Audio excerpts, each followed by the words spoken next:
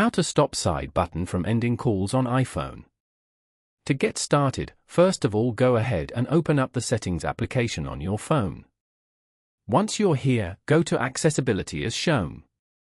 From here, you can personalize iPhone in ways that work best for you with accessibility features for vision, mobility, hearing, speech, and cognition. Go to the Physical and Motor section and tap on Touch. On this page, you can manage various touch settings such as haptic touch, touch accommodations, tap to wake, shake to undo, back tap, and more. Here, scroll down and turn off the Prevent Lock to End Call feature. This feature prevents the side button from ending the current call. Following these steps, you can easily stop side button from ending calls on iPhone. Thank you for watching.